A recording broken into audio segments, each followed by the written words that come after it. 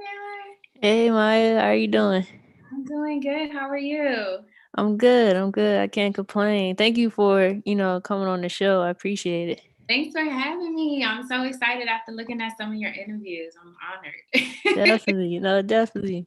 But I'm gonna go ahead, I'm gonna introduce it and then we're gonna jump right into it. Okay, sounds good. All right, cool. All right. I'm Taylor Brown and this is how I did it. The show where we talk with champions about how they achieve their dreams. On today's show, we're talking with Maya Mitchell. Maya Mitchell is the creator, founder, and owner of Miss Young Homeowner. She's a consultant with Accenture Federal Services. She's traveled across the country to more than over 14 different countries overseas. She's graduated from Hampton University, got her bachelor's, and got her master's at the University of Maryland in business management. We also graduated the same class, 2011, at Bishop McNamara High School. So, Maya, again, thank you for coming on the show.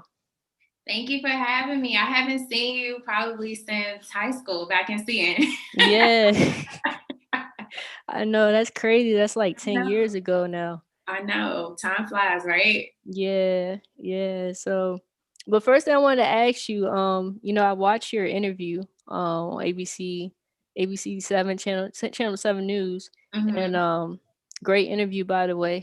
And Thank you. just reading on your story, you purchased your first house at the age of 24, straight out of college. Um, just talk to me about how you said you learned financial literacy at a very young age, from your parents.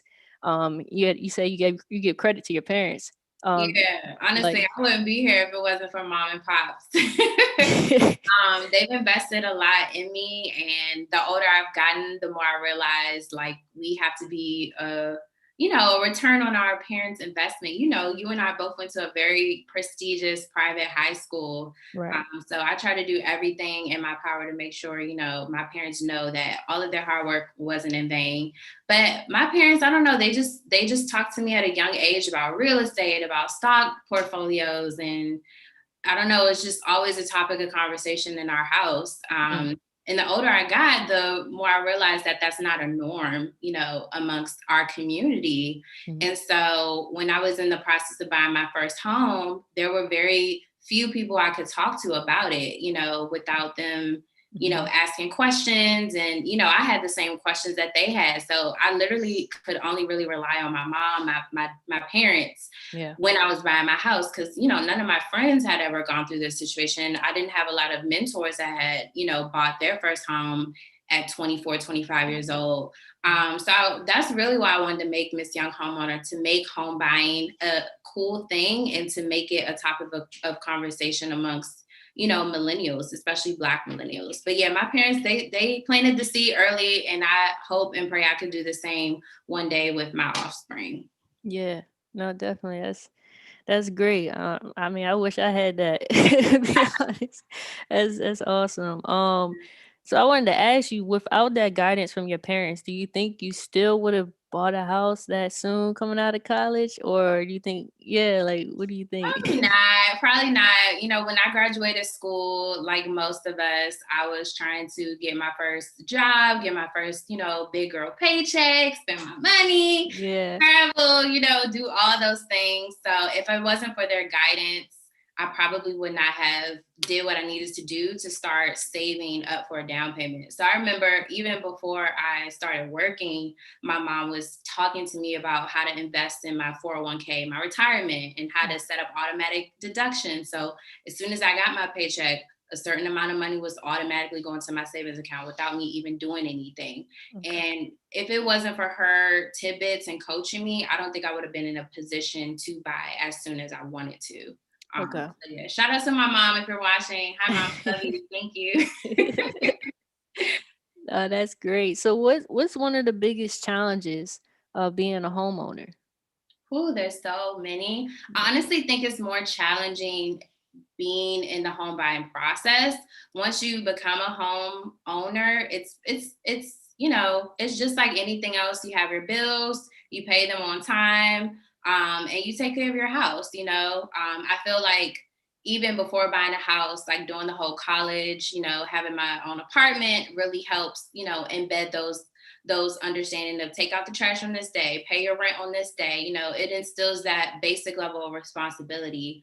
Yeah. But yeah, being a homeowner, you just pay your bills, you take care of what you need to take care of.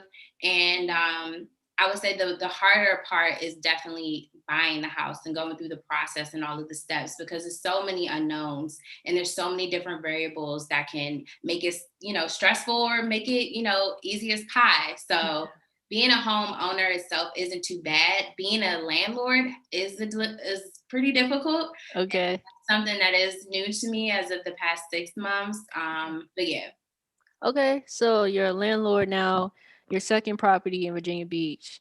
And so you're subleasing or you're renting out your space back in Maryland.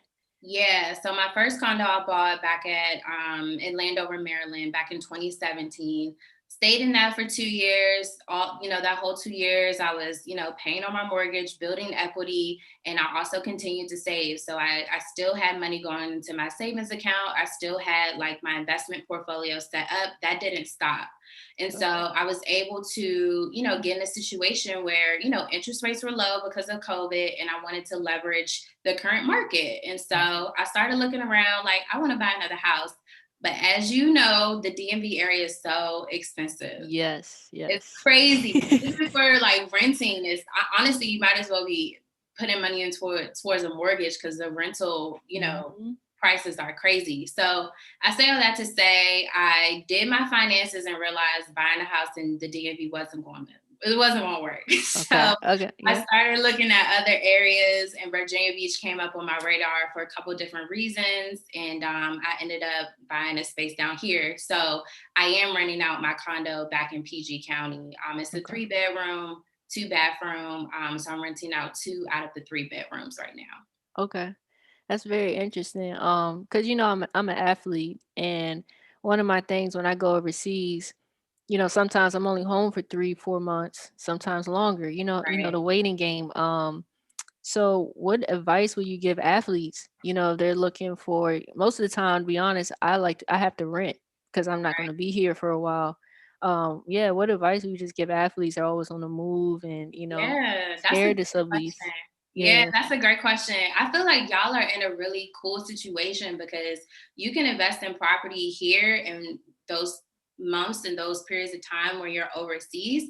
That would be a great opportunity to either Airbnb out your property or do short-term rentals to either traveling nurses, people in the Mm, army. There's a lot of folks that are in a similar situation where they're only looking for a long or short-term, situation as well. But if you right. stack your money and buy a multi-unit property in PG County or in Baltimore, I would definitely suggest, living in one unit, so that when you do come back home and you are back in the States for a couple of months, you have your home to go to, because it feels Right. good coming back home, especially when you're overseas. Right. But at the same time, if your property has 2, 3 other units, you can rent out those units while you're away and Got you. stack up your money. Those units can be helping you pay your mortgage while also pocketing some. So y'all are in Okay. a pretty cool situation. Okay.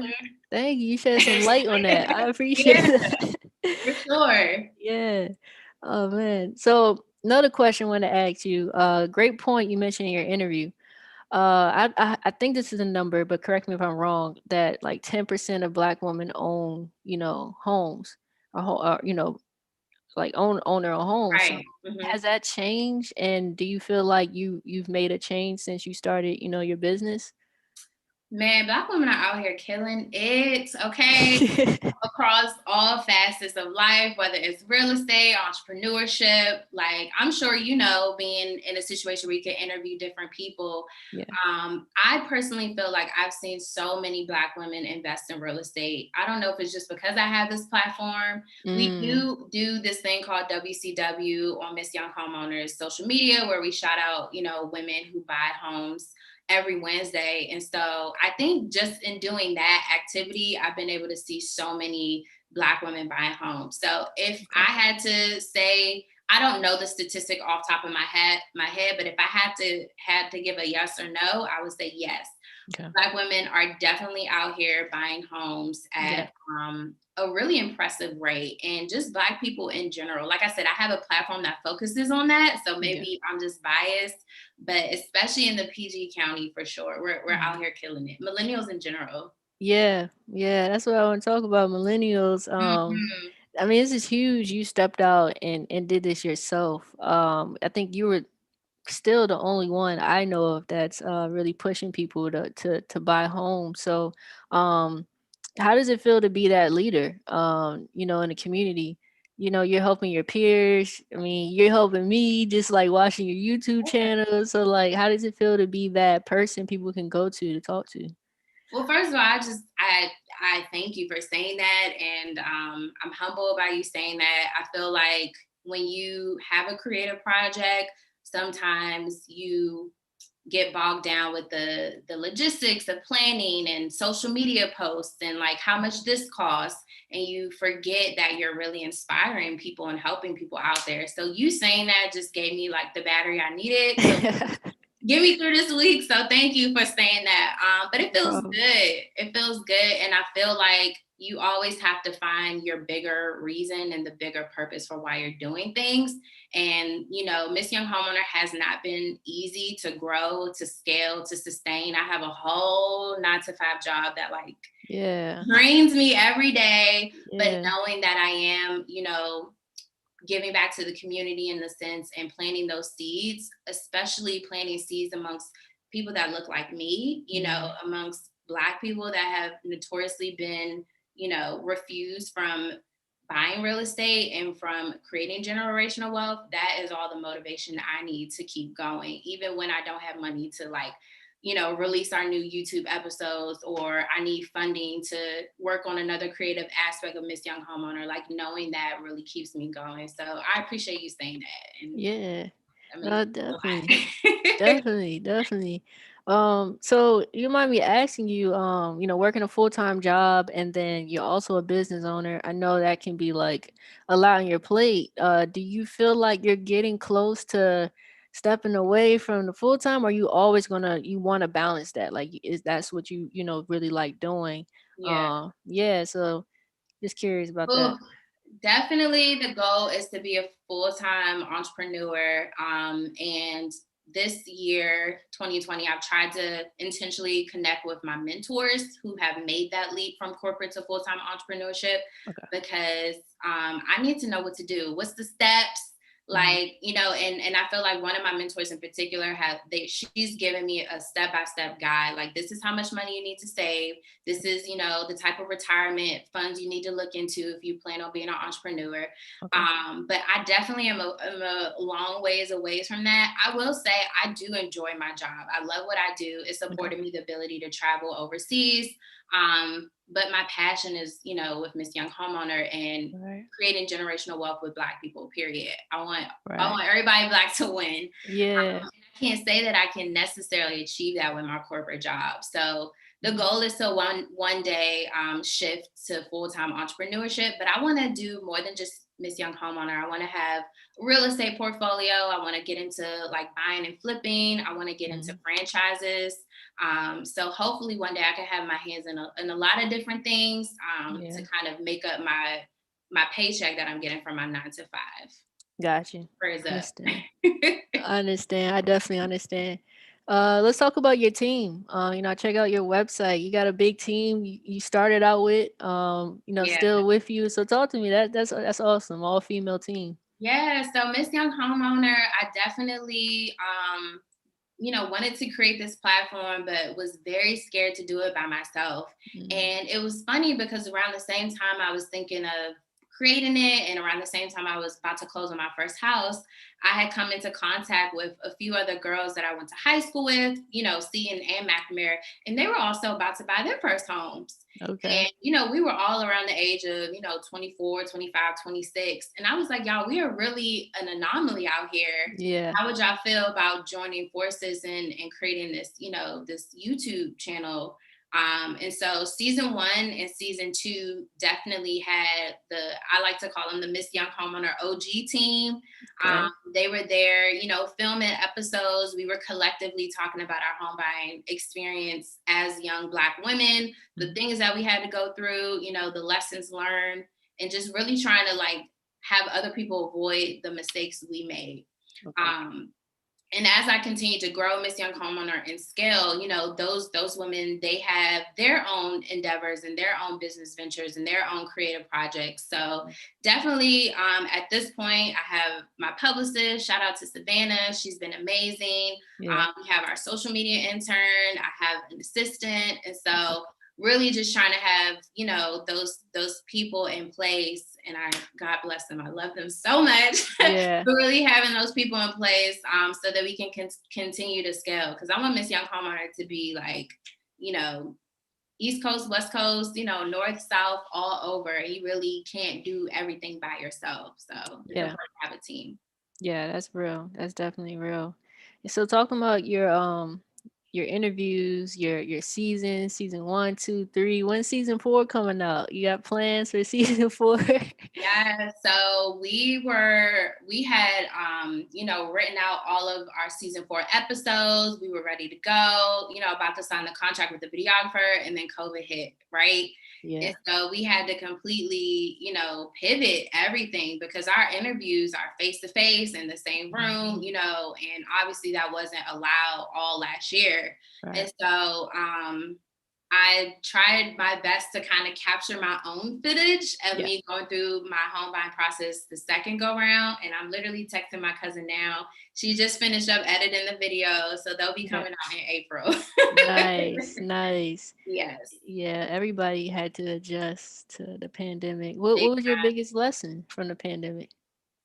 My biggest lesson from the pandemic is the importance of having multiple streams of income. Mm.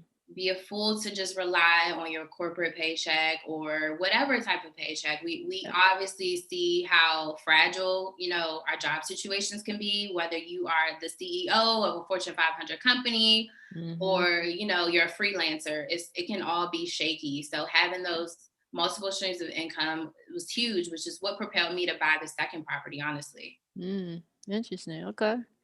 I like that. So I, many lessons learned, but if I had to pinpoint one, that would be yeah. it. Yeah, I definitely agree. As a freelancer, it's a grind. It's a grind. For sure, for sure. All right, Maya. So we're down to our last 3 questions. Um, as every interview, these questions. So first one, what inspires you? Um, Black people inspire me, our history. For me, Black History Month isn't just February, it's literally every day. Mm. Um, so just seeing all of the wonderful, amazing Black, creators, innovators that have come before me inspires me. Looking around to see, people like you who I went to high school with, Yeah. my friend group, my circle, how they create, how they innovate, Yeah. they inspire me so much. Shout out to my friends Autumn and John, my cousin Maeva. Like I said, she's literally editing our season 4. Yeah. Um, so yeah, I think when you're in a space where you're ready to produce whatever creative idea you have, whether it's a podcast or writing a book or creating a YouTube channel, it's so cool to look around your circle and take inventory to see who can help you. Because you probably Mm. already have a photographer in your circle. You probably already have a publicist that that you can be linked to. There's so many people our age doing so many cool things. Yeah. So that's really inspiring to see. And it makes me want to stay on my toes too. When I feel Yeah. like being in the bed all day watching Netflix, I'll get on Instagram and see someone doing something cool. And I'm like, all right, let me get back to the grind. Let me get back started. So yeah. That's real. That's real. I feel that. Question number 2, what's your pet peeve? In life, how much time do I have? Right. If you had to pick one. My pet peeve.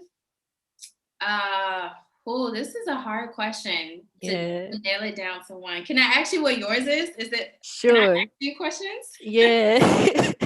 So actually I have a new one. And my pet peeve was the pandemic. That really Ooh, bothered me. that's a good one. I'm gonna try not to steal that one. It's Dang, okay. this is a good question because it's so many. But if I had to boil it down to one, I would say just people who are who show fake love. That bothers me. Mm, Like you really gotta pay attention when you tell people good news and how they react. yup. That really bothers me. If you're disingenuous about supporting anybody, whether it's me or anybody, that's a pet peeve. Yeah, no, I totally agree. You can feel the energy. You Yeah, can but that pandemic answer, that's a good answer. Yeah, yeah, it's tough. It's tough. Third question. What's your guilty pleasure? I'll tell you mine's first. Okay. So my guilty pleasure, I love chocolate milkshakes, chocolate milk, anything, Okay. chocolate smoothie, like that's my thing. Chocolate smoothies were a thing. Yeah. Wait, where do you go to get your milkshake? Like, do you have a favorite spot? I love Cold Stone. Okay. Cold Stone and tropical smoothie. They have like this peanut butter chocolate smoothie is my thing. It's really good. Yes, I love chocolate smoothie. Okay, if ever you're feeling adventurous, try the acai berry boost. That's my favorite chocolate smoothie Okay. with whey protein and B12. Can't go wrong. I'll try that. I definitely will try that.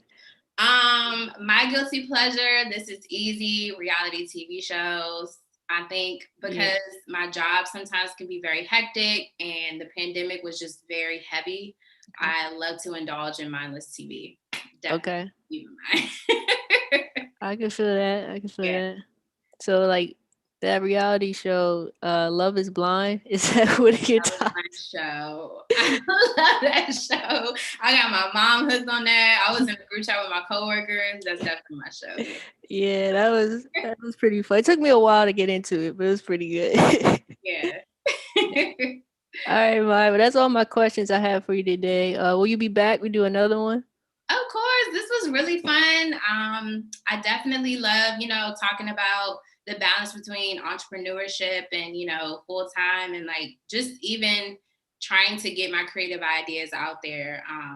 Because I still, struggle with that too. So yes, please invite me Yeah. back. I would love to come back. Yeah, definitely, definitely. We'll talk soon. We'll Okay, talk bet. more. Yeah, But I got an update for you too. cool, cool. Okay. Sounds good. All right. Well, thank you again. And I'd like to thank my sponsors, The Loop and Spacey Cloud, for sponsoring this podcast. Awesome. Thanks, Taylor, for having me.